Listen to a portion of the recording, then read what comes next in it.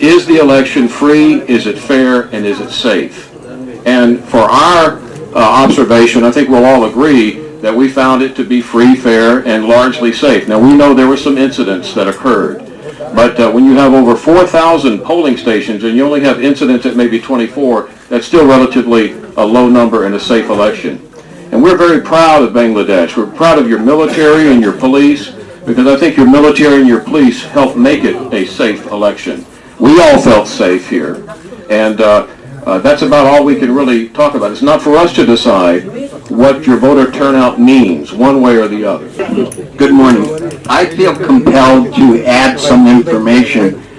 I came here a neutral observer, but I will leave a big supporter of Bangladesh. I'm so impressed with the progress that the country is making. But the question I have responds to the question that the media seems to continually ask about the voter turnout. And I said, how can that be meaningful when Bangladesh has the shortest term voting hours from 8 to 4, and most countries have many days of voting, so naturally the turnout number will be much higher. And so I don't understand, if you don't put that into context, it's almost meaningless. But anyway, it's been a great experience, a great colleagues here, tremendous free press turnout. I'm glad to be here. Thank you. International standards and Bangladesh's local circumstances. Attending today's press conference as part of this observer team are former United States Congressman, the Honorable Jim Bates,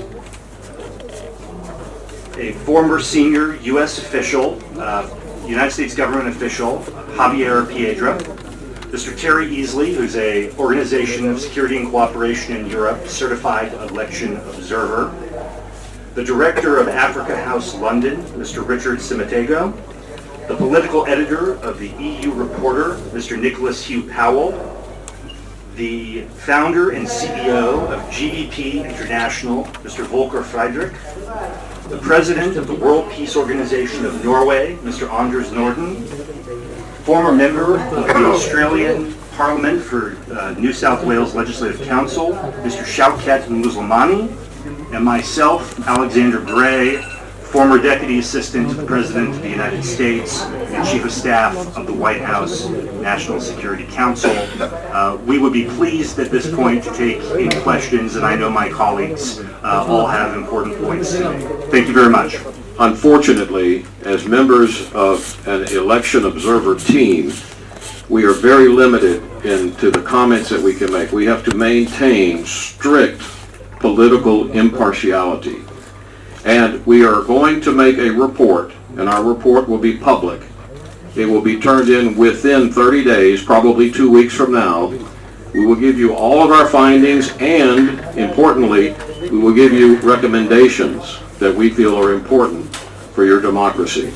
But it's very difficult for us to get too deep into the woods with you all because of our code of conduct that we have signed with the Election Commission of Bangladesh, which requires us to maintain strict political impartiality.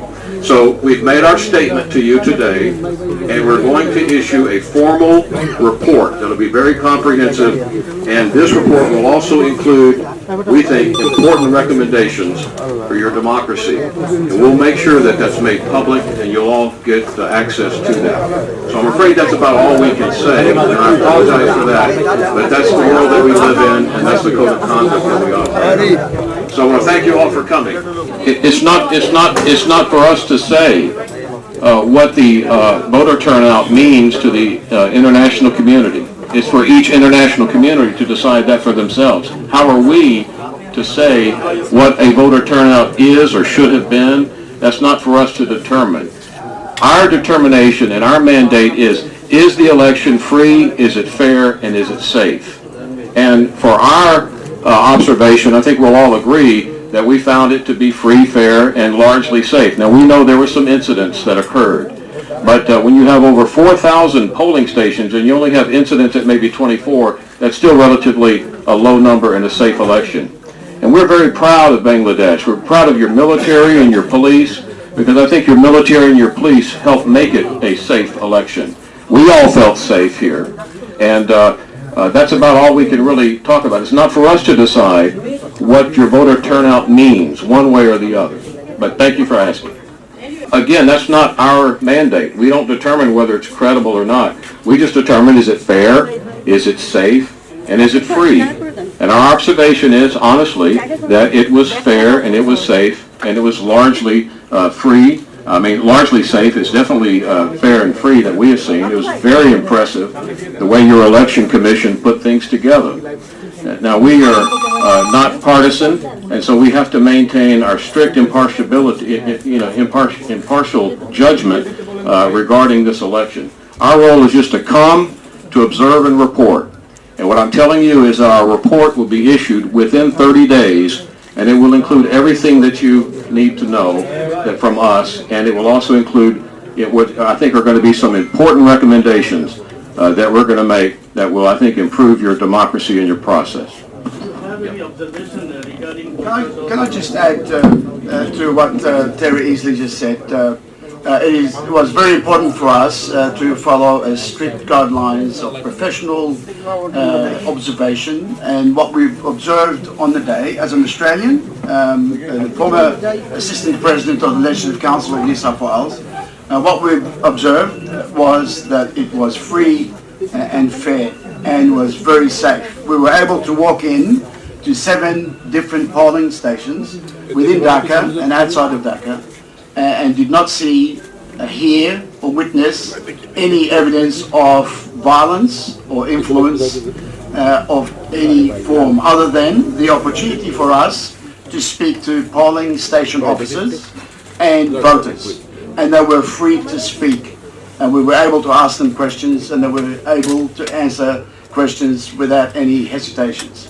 So we found that, as observers, as very encouraging for the people of Bangladesh. And I concur with what Mr. Easley said. Congratulations to the people of Bangladesh for ensuring that you have a very safe and important election for the people of Bangladesh. Can I add one more thing? That I was extremely impressed with the fact that there were many women that turned up to vote, and they were freely able to cast their vote without any impediments. And as an Australian, where we would have 2 weeks of pre-poll, and then the election day, which takes it to about 11, what takes 5 days, 10 days, 11 days of elections, we would have a mandatory elections. The people of Bangladesh to turn out and be able to vote is a credit to the people of Bangladesh and to the political system here. So it's important that you recognize that we are merely professional observers giving you professional observations of the election day only.